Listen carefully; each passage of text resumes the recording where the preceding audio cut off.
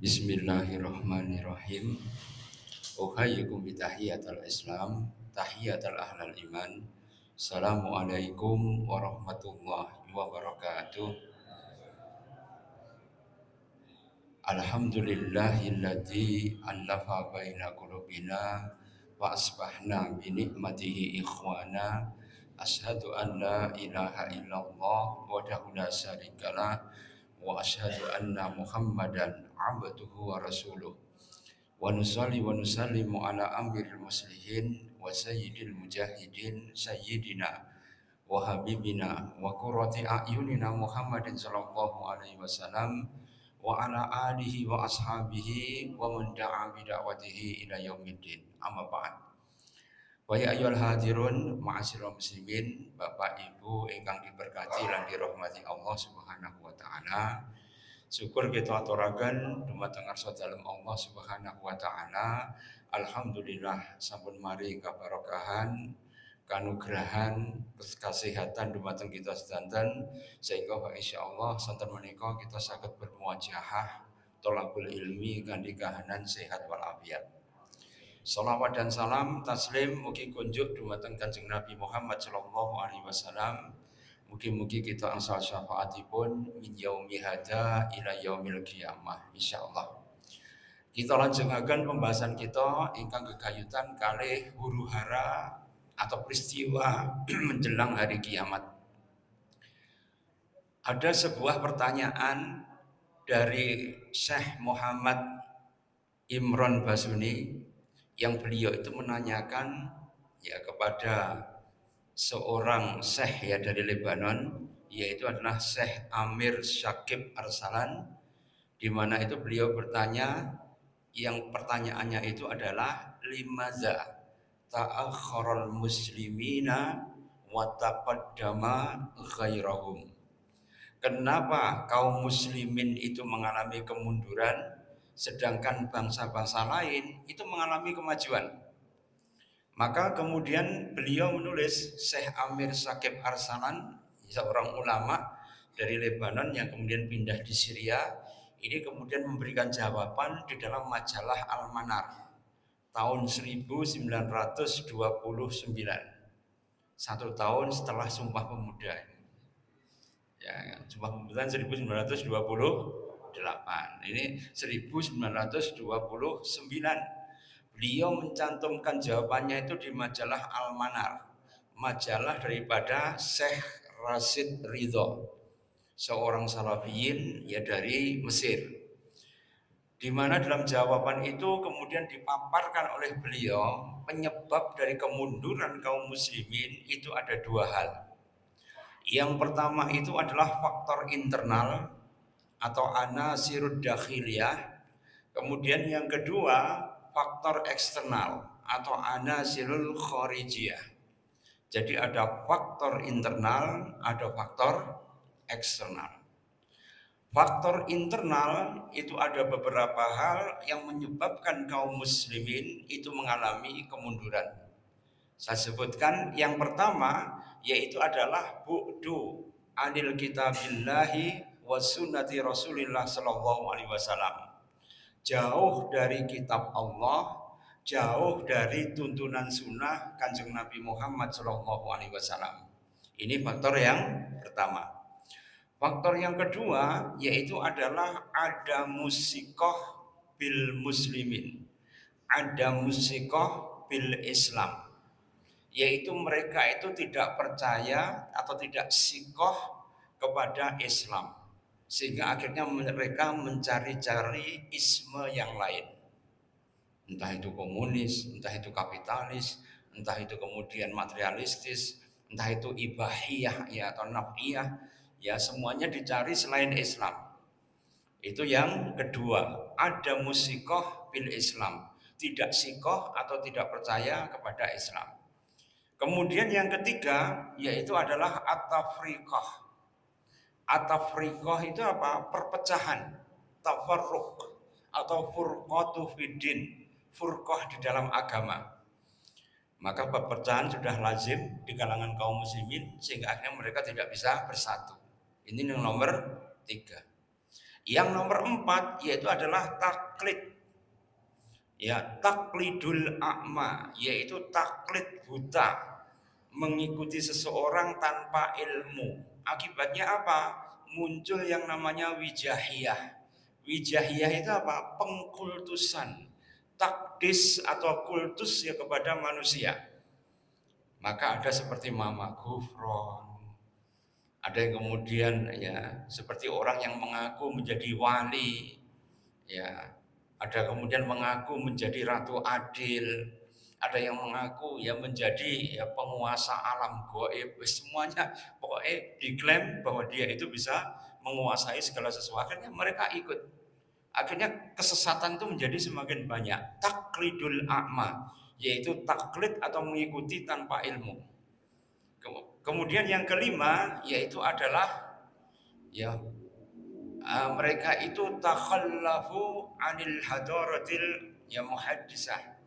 Maka mereka itu tertinggal ya dari peradaban modern. Sehingga untuk menyelesaikan masalah modern itu mereka menggunakan cara-cara klinik.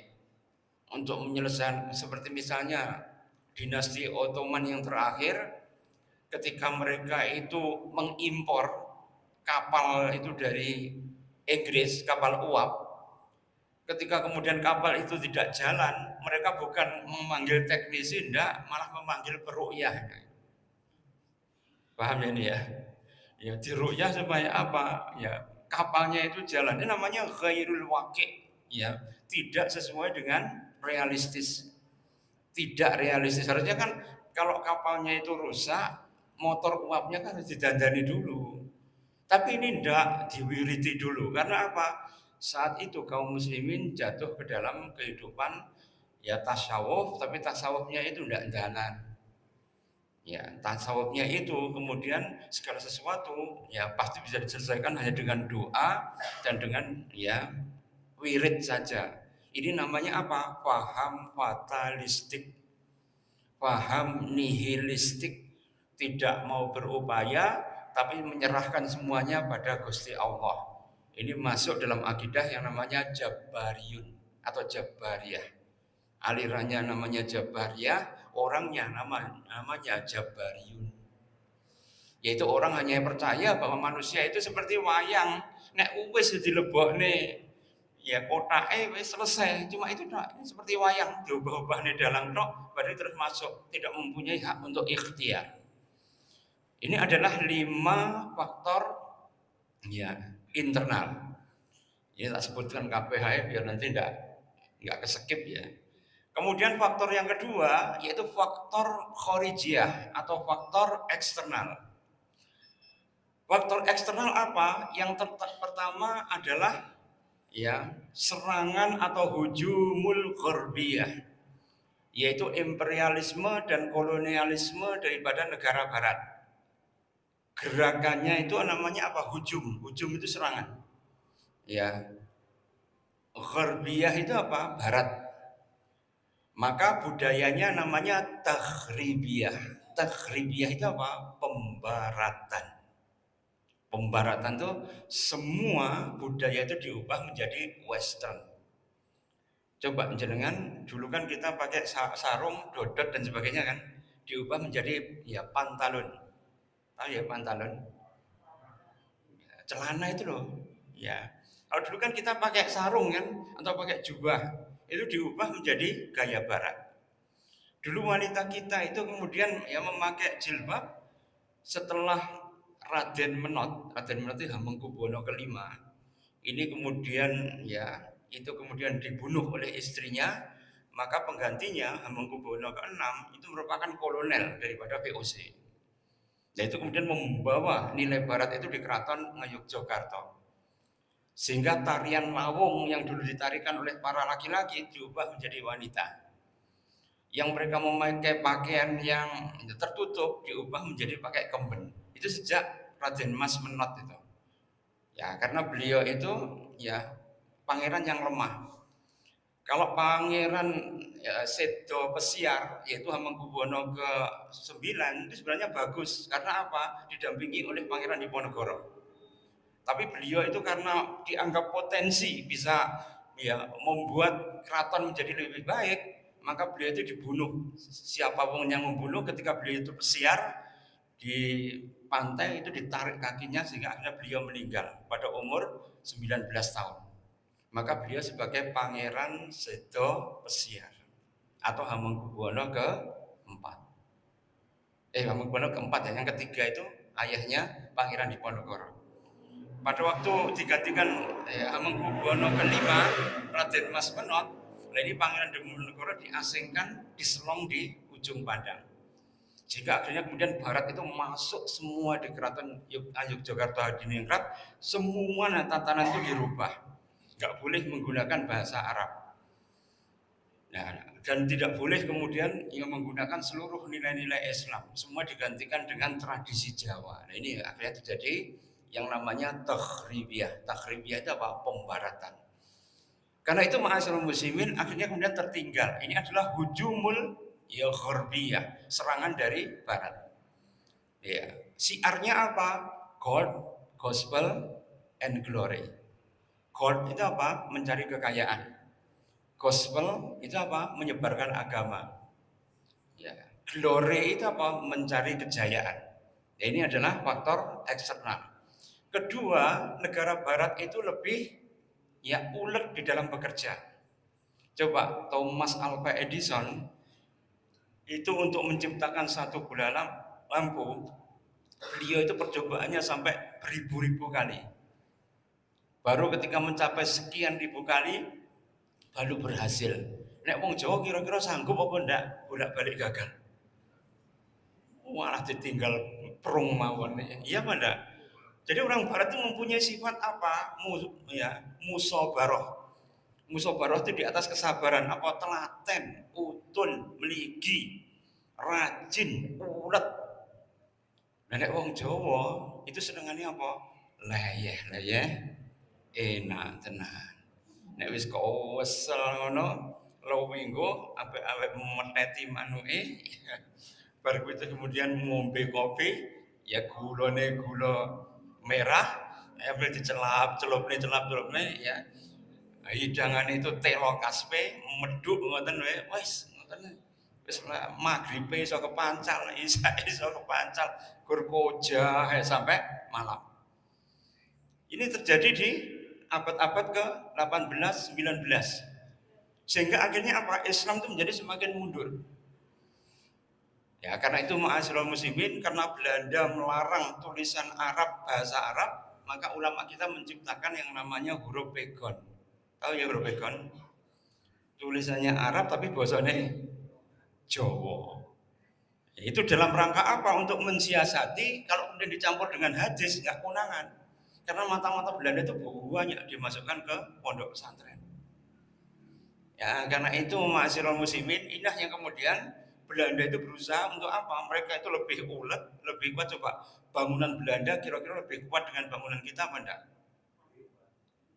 Coba di perkebunan itu ya itu kan kalau kita melihat rumah Belandanya kan masih utuh ya setelah berabad-abad. Bahkan jembatan yang ada di Belingi itu ya, turun itu ya, itu pernah dibom Belanda, dibom Jepang bolak-balik. Tapi kan batunya masih kokoh sampai sekarang. Karena apa? Tidak ada proyek, Mas. Kalau sekarang kan proyeknya mangan aspal, mangan besi, mangan kerikil, makan macam-macam. Akhirnya apa? Lagi ditempel kena banyu udan ngelengkap kan gitu kan? Ya.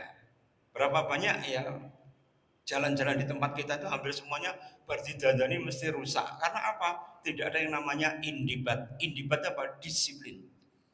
Pertama, orang barat itu menyerang ya dengan menggunakan kekuatannya.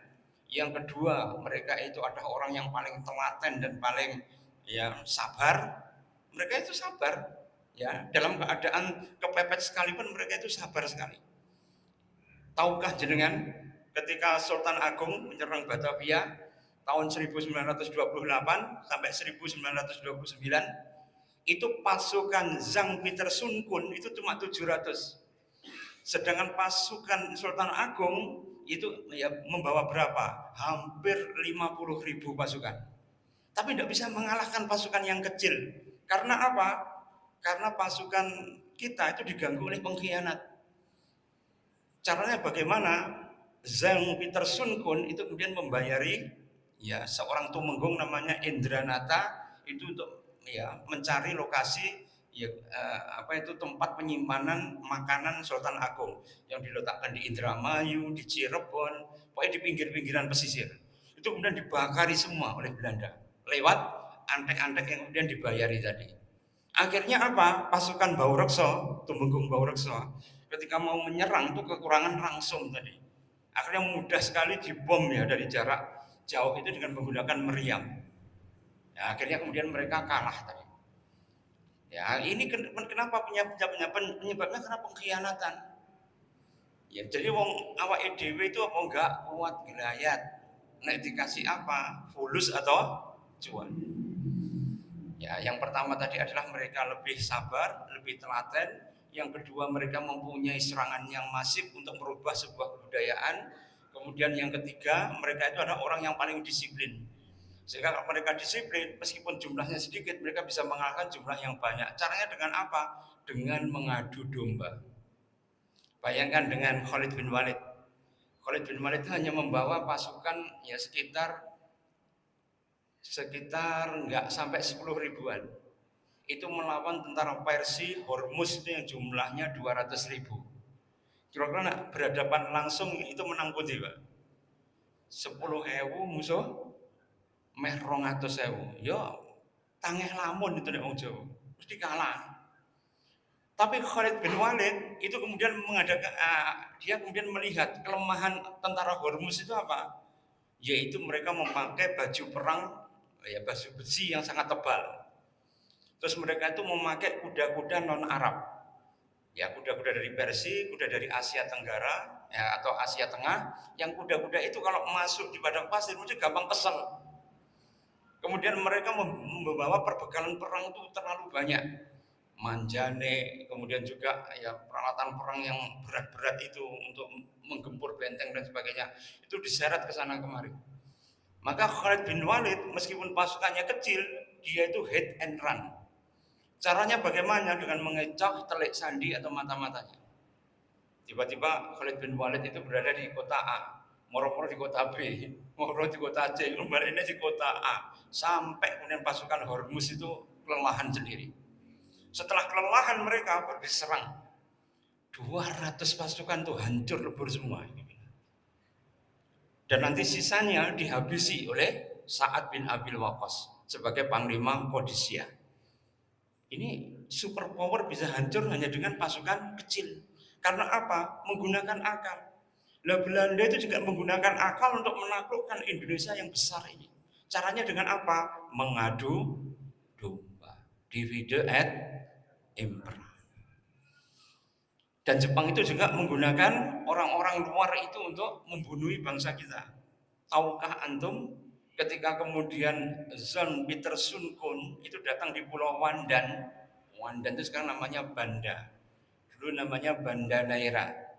Itu adalah penghasil lada yang paling mahal di Eropa.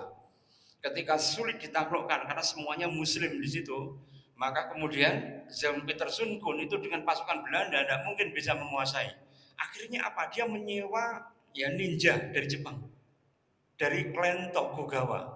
Bayangkan, Jepang yang jauh-jauh di sana itu disewa. Untuk apa? Untuk menghabisi orang-orang Banda. Sehingga hanya dalam satu malam seluruh orang Banda itu meninggal semua dipancung oleh ya pasukan ninja tadi dari klan samurai Tokugawa. Artinya apa ma'asyiral muslimin? Jadi Belanda itu menggunakan seluruh kekuatan ya yang bisa mereka gunakan meskipun itu bukan dari pasukannya untuk kemudian menghabisi para pejuang. Jadi kalau kita melihat ternyata orang Banda habis semua. Maka kemudian Belanda mengirim orang Buton, orang Makassar, orang Goa itu untuk masuk di Banda Neira. Maka keturunan Banda Neira sekarang itu bukan orang asli Banda. Karena orang Banda asli sudah dihabisi semua oleh Zhang Peterson Kun. Ini mereka lebih ulet, lebih kuat, lebih mempunyai pengetahuan, mereka belajar ilmu, mereka mengadopsi ya ilmu kemodernan sehingga akhirnya mereka menjadi kekuatan yang efektif dan dasar untuk kemudian berperang. Mesio itu yang menemukan kan orang Cina. Yang menggunakan untuk berperang itu orang Islam, dinasti Ottoman. Tapi kemudian yang bisa memelihara ilmu itu sampai membentuk sebuah mesin perang yang kuat itu negara barat. Ya, bayangkan ya, itu yang menemukan Cina, kemudian yang mengadopsi untuk berperang itu bisa menaklukkan banyak daerah itu Ottoman atau kerajaan Turki Utsmani. Tapi kemudian ini diadop oleh orang barat menjadi senjata untuk imperialisme kepada negara-negara Islam. Balik lagi. Karena apa? Kita tidak mau belajar. Ketika negara barat itu mengembangkan teknologi, kita sibuk dengan perdebatan mazhab. Ya benar. Sibuk dengan apa? Perdebatan yang berkaitan dengan bumi itu bulat atau datar. Dan kemudian diulangi sampai sekarang. Itu sudah perdebatan zaman lampau. Itu yang YouTube di ono sing apa? Sing perdebatan tuh, yuk bumi itu datar apa? Atau bulat. Ini sebenarnya perdebatan zaman Idrisi itu sudah ada. Idrisi itu yang menggambar peta, yang menggambarkan Ya'juj dan Ma'juj itu ya, peta Idrisi. Itu beliau itu menggambarkan dunia itu ya bulat gitu. Ya, tapi ini kemudian ya ketika mereka engkel-engkelan berkaitan dengan sesuatu yang sia-sia, maka negara barat itu belajar terus-menerus kimia, matematika, aljabar, pengetahuan fisika. Ujung-ujungnya apa? Mereka bisa menguasai hidrolik, bisa menguasai ya mesin-mesin berat. Ujung-ujungnya teknologi mereka menjadi kuat. Ini faktor eksternal. Nah, sekarang kita bahas satu persatu sekarang. Ya, internal sudah, eksternal sudah. Sekarang kita bahas yang internal. Yang internal apa yang pertama tadi? Yaitu adalah bu'du an kitabillahi wa sunnati rasulillah. Yaitu mereka jauh dari Quran dan sunnah.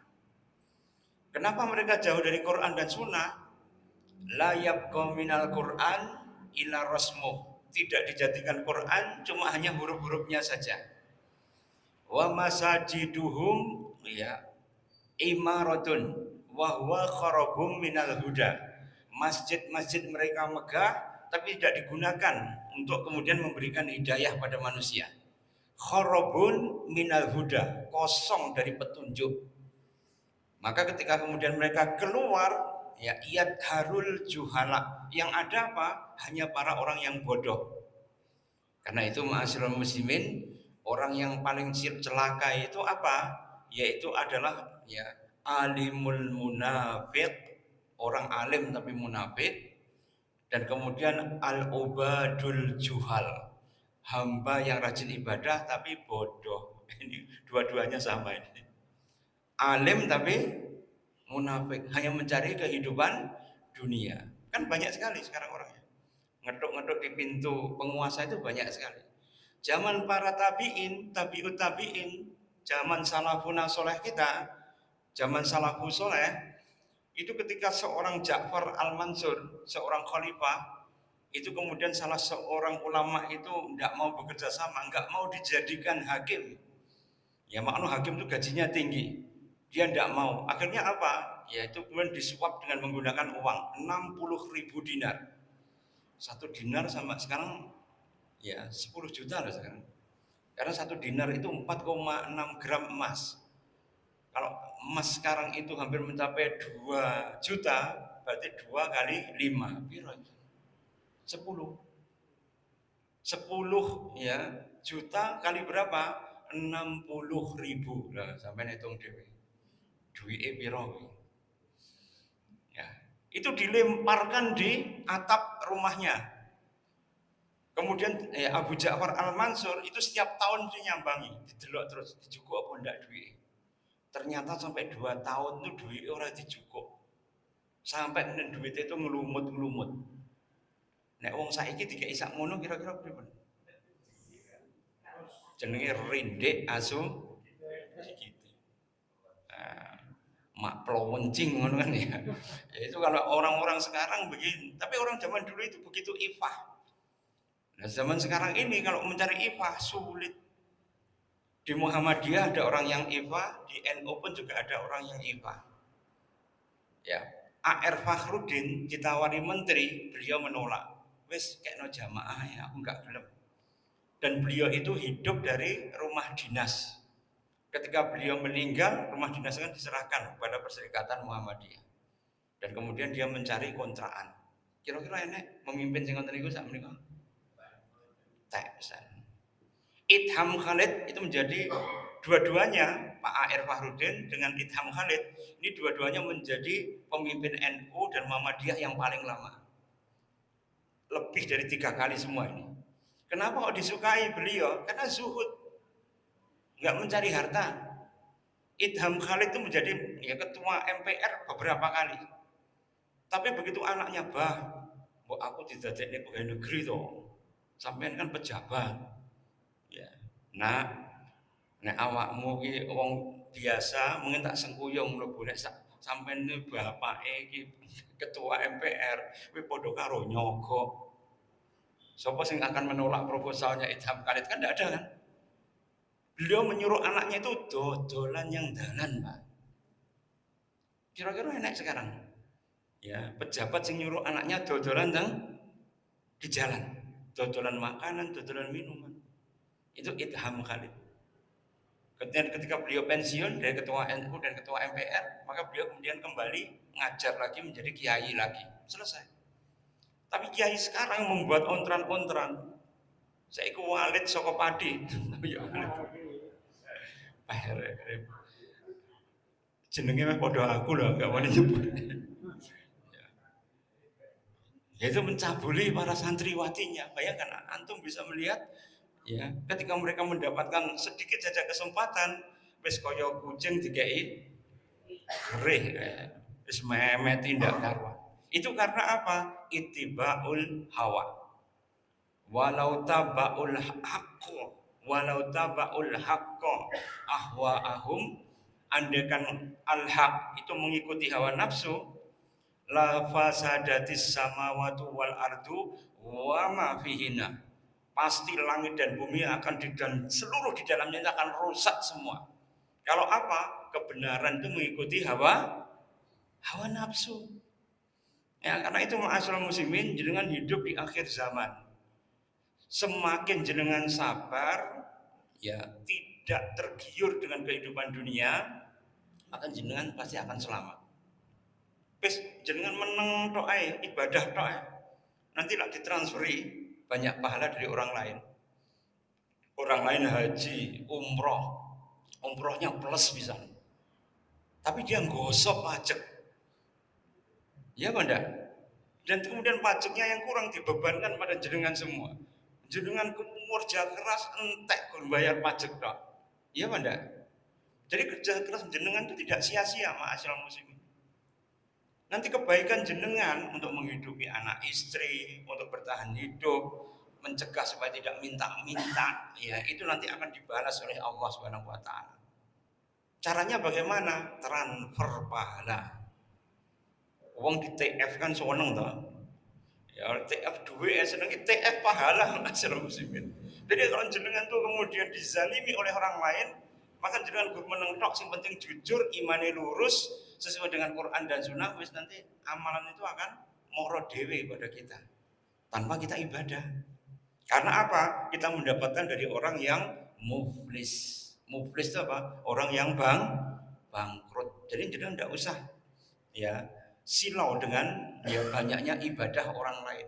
Kalau itu berasal dari ghasab, ghasab itu mengambil tanpa hak, gharar mengambil dengan menipu, riba mengambil dengan riba, ya, dan kemudian ya menggunakan perjanjian palsu atau syahadatuz zur atau kemudian saksi palsu, atau dengan menggunakan sultan ya, atau sultat itu apa? Kekuasaan, atau menggunakan kekuasaan imarah itu adalah pemerintahan.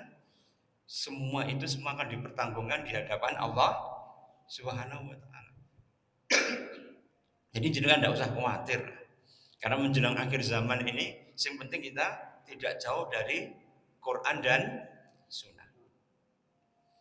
Maka apa ciri orang yang kemudian intima, atau kemudian dia itu intima itu ya ada bonding. Bonding itu apa? Perlekatan ya dengan Quran dan Sunnah.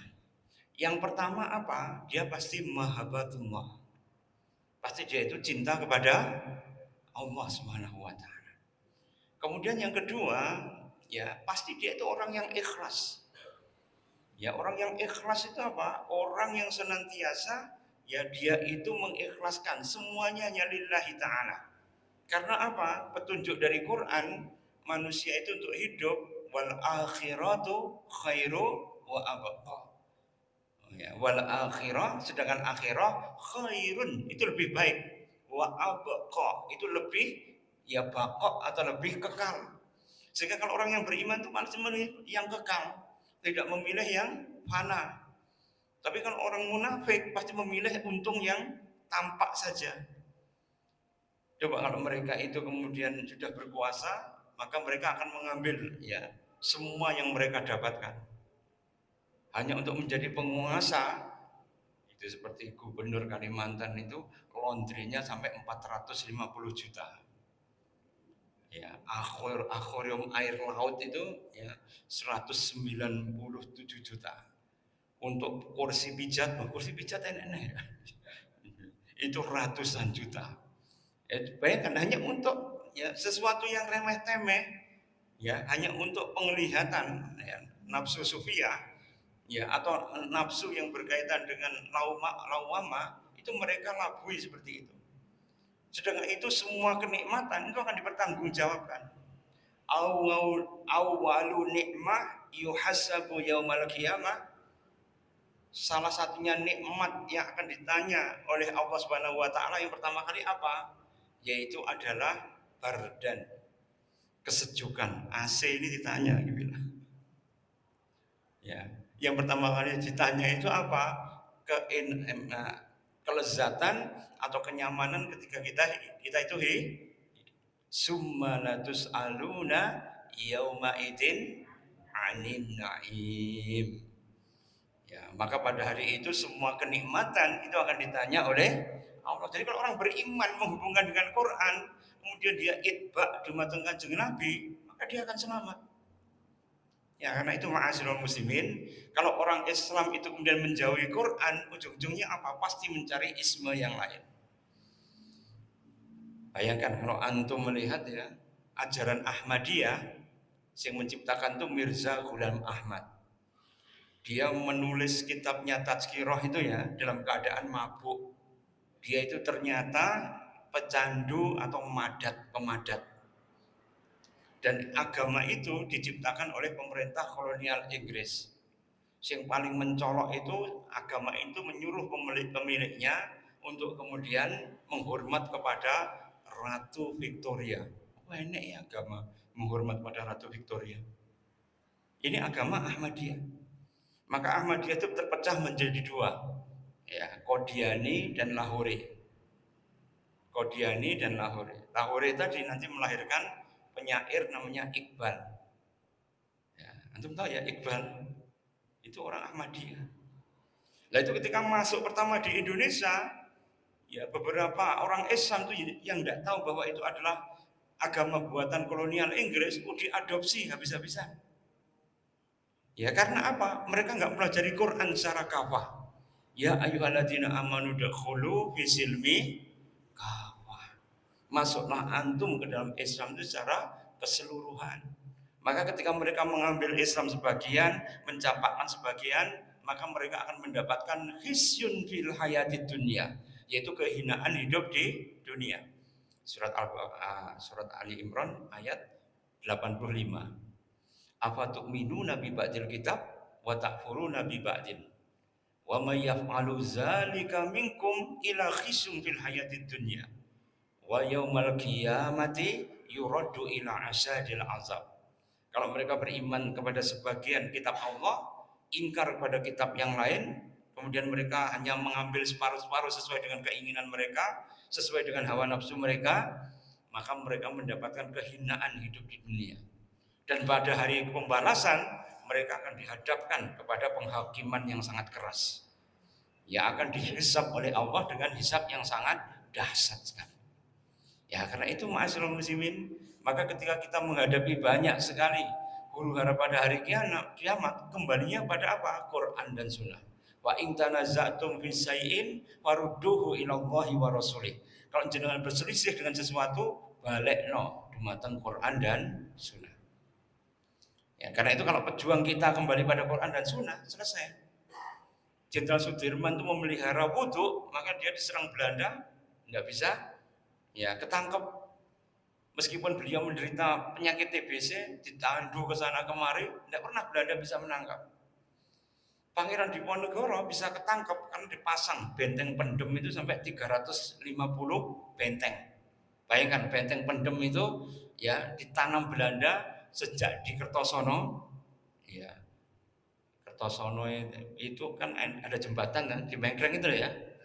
Ya, itu sebelah timurnya itu ada benteng pendem, dari situ sampai kemudian ke Kebumen. Kira-kira jaraknya berapa itu? Itu benteng pendem semua. Untuk apa? Ya, untuk menjepit Pangeran Diponegoro. Sedangkan para ya, ahli basah itu pemimpin tertingginya. Ada ahli basah Abdullah, ada ahli basah Sentot Pawerodirjo, ada ya Kerto Pangalasan. Ini semua apa? Disogok oleh Belanda. Kerto Pangalasan itu kebetulan senengane candu. Maka kemudian ketika disogok dengan candu, nggak kuat gelayat, guys. Akhirnya apa? Dia berhenti perang di daerah Boyolali. Nanti kemudian ya Abdullah itu masih menantunya sendiri itu dihabisi oleh Belanda. Ya Sentot Prawirodirjo, ya, anaknya Ronggo dari keturunan Tumenggung Ronggo Jumeno ya, keturunan dari Demak. Ini kemudian juga ya dibujuk, kemudian ya dikirim di Padang untuk melawan tuanku Imam Bonjol. Bayangkan ya, dari perang di Diponegoro disuruh untuk perang melawan Imam Bonjol. Tapi ketika kemudian dia melihat pasukannya sama-sama jubahnya kan, Sentot Prawirodirjo itu pakai jubah, tuanku Imam Bonjol juga pakai jubah. Cuma kalau pasukannya Sentot itu pakai rompi. Dan ketika mereka itu mau berperang, podo meneriakkan Allahu Akbar. Kaget kabeh. Podo Allahu Akbar. Masa ada Belanda sing Allahu Akbar. Nah, akhirnya kemudian jim. Ya. Jim iki mandek-mandek sik ya. Aja perang sik. Kak sampean sapa? Ya, dikiranya pasukan Jawa itu agamanya Palgebo. Palgebo itu apa? Animisme, dinamisme. Ternyata enggak. Ternyata Pak Sentot itu ada agamanya Islam. Akhirnya apa? Malah bekerja sama tuanku Imam Bonjol dengan Sentot. Sehingga Sentot akhirnya ditangkap, kemudian diselong di daerah Bengkulu. Nanti cicitnya namanya Pak Hasan itu mempunyai anak perempuan namanya Fatmawati. Fatmawati nanti dirabi Pak Karno ketika diasingkan juga di Bengkulu. Ya, jadi uripnya ya muter-muter dong. Jadi Sentot Prawirodirjo itu kemudian diasingkan di Bengkulu. Karena apa? Ketika di daerah Sumatera Barat, dia itu tidak mau tunduk kepada Belanda. Ya karena itu ma'asyiral muslimin, selama mereka berpegang pada Quran dan Sunnah, mereka pasti ketemu dengan koncone. Sama-sama meletakkan kesetiaan itu pada Allah, Rasul, dan orang-orang beriman. Nek sak menika mboten ya harta, tahta, wanita, pulsa. Nah, sekarang mereka sudah mulai ya melakukan ya berbagai macam ya penguasaan dengan menggunakan algoritma ya media, entah itu TikTok, entah itu Instagram, entah itu Facebook, yang membuat mereka itu akhirnya hidupnya itu tergantung pada algoritma dong itu. Ya, kalau kita menamai itu apa? Torikoh scrolliyah. Ya, menyekrol ya uripe ya. Ya akhirnya hidupnya apa? Jadi mager nanti yang bilang. Coba lihat anak-anak muda sekitar kan sekarang banyaknya mager kan. Kalau zaman dulu kan enak tari breakdance, ya kan? Zaman Pak Tri J6 ya, breakdance ya. SMA itu ya itu sangat populer sekali. Artinya apa? Menggunakan tenaga. Masih kemudian ada aktivitas. Kalau sekarang enggak, bertiduran ya. Sambil main HP kan. Ya, itu akan membuat apa? Mereka menjadi semakin lemah tadi. Kemudian yang kedua, apa? Yaitu mereka itu ada musikoh bil Islam. Mereka tidak sikoh kepada Islam. Karena apa? Mereka melihat pemeluk Islam itu tidak komitmen. Karena itu seorang ulama ya menamakan fenomena ini apa? Al-Islamu mahjubun bil muslimin. Jadi Islam itu tertutup dengan tingkah laku pemeluknya. Coba yang korupsi kira-kira agamanya nopo? Ya, sing kemudian sering melakukan pencurian agamanya opo? Ya, kadang-kadang cemburu sampai carok agamanya ya opo? Hampir semuanya kan ya prototip apa? Karena mereka jauh dari Quran dan Sunnah, ujung-ujungnya apa? Tidak menampilkan Islam dengan akhlakul karimah. Kalau dulu ya kaum Quraisy itu melihat akhlaknya Kanjeng Nabi, itu mereka kemudian salut. Coba Kanjeng Nabi mau dibunuh oleh kafir Quraisy. Tapi lucunya seluruh pedagang kafir Quraisy itu mengamanahkan barang dagangannya itu pada Kanjeng Nabi. Karena beliau disebut sebagai Al-Amin yang paling terpercaya. Apa enak iya wong paling terpercaya mau dipateni. Ya, tapi kemudian barangnya dititipkan pada dia. Sehingga Kanjeng Nabi itu ketika mau hijrah dengan Abu Bakar, maka kemudian Ali bin Abi Thalib disuruh untuk menyerahkan barangnya. Saya tidak bisa menjaga lagi, maka barang ini ya aku serahkan kepada pemiliknya satu persatu. Masih dikembalikan pada satu persatu pemiliknya oleh Ali bin Abi Thalib. Yang saat itu usianya baru berapa? 9 tahun. Tapi Ali bin Abi Thalib 9 tahun ini longgar lah Pak ya. Yang apa dia 9 tahun aja main game ya. Ya. Kalau zaman dulu itu 12, 13 itu orangnya sudah ya sudah badannya itu sudah tegap, kekar dan sebagainya. Ya. Buktinya apa? Karena beliau itu dilatih oleh Kanjeng Nabi itu sejak muda itu dengan menggunakan pedang Zulfikar. Pedang Zulfikar ya atau Zulfikar. Ini beratnya kalau di top kapi ya miniaturnya tok ini ya beratnya itu sekitar 50 kilo. Kira-kira jenengan kuat nombatan. Itu pegangannya Ali bin Abi Thalib. Dan Ali bin Abi Thalib itu ketika ada perayaan di pasar Okat, itu beliau itu mesti menang dalam pertarungan pedang karena apa? Pedangnya itu berat. Begitu dia dihantamkan itu bisa patah pedangnya lawan. Maka ketika Ali bin Abi Thalib agak sombong begitu ya, karena dia menang terus, tiba-tiba ada orang yang memakai nikob, berkuda kemudian mendekati, serang aku. Begitu satu gebrakan saja, pedang Zulfikar itu langsung mencelat. Siapa orang tadi? Dibuka ternyata Kanjeng Nabi. Jadi Kanjeng Nabi itu kekuatannya dahsyat lagi bilang. Jadi Ali bin Abi Thalib yang muda tadi itu bisa dilempar, tapi dia bisa mengalahkan seluruh pendekar pasar Ukat pada saat itu. Ya, karena itu kalau ya kita melihat para sahabat itu sejak kecil sudah latihan gitu. Karena itu kenapa Umar bin Khattab ketika menerima surat dan surat itu membuat Umar marah, maka beliau itu melemparkan surat tadi, kemudian dengan pedang beliau itu mencacah surat tadi menjadi berkeping-keping. Gerakan pedang yang berkali-kali seperti tadi, itu kalau kemudian dia tidak lentur dan tidak kuat, kira-kira iso napa betul? Wong jenengan ya, bacok kayu sing sudah benar-benar wujud kadang-kadang angel, ini kertas dibilang. Jadi Umar bin Khattab juga ahli pedang. Artinya apa? Mereka sudah terlatih sejak muda. Ya. Kenapa kalau kemudian kita nggak terlatih? Ya karena ya, kita itu sejak mudanya main scroll terus. Kira-kira iso kuat atau enggak? Ya. Coba orang Kalang itu orang yang dulu ditangkapi oleh kerajaan, sedang Medang Kemulan, Kediri, Singosari sama Mojopahit. Sing bangun candi itu orang Kalang. Orang Kalang itu orang yang daerah Bojonegoro ya, sampai Pegunungan Kendeng, orangnya kuat-kuat. Saya punya teman itu orang Kalang itu di daerah ya, Pegunungan Wilis. Ya, dia itu mampu mengangkat gelandong kayu ya. Ya itu harusnya diangkat 10 orang, diangkat sendiri begini. Tak kira itu cuma mitos, ternyata beneran ada. Oh, ternyata wong Kalang di mana ya enek.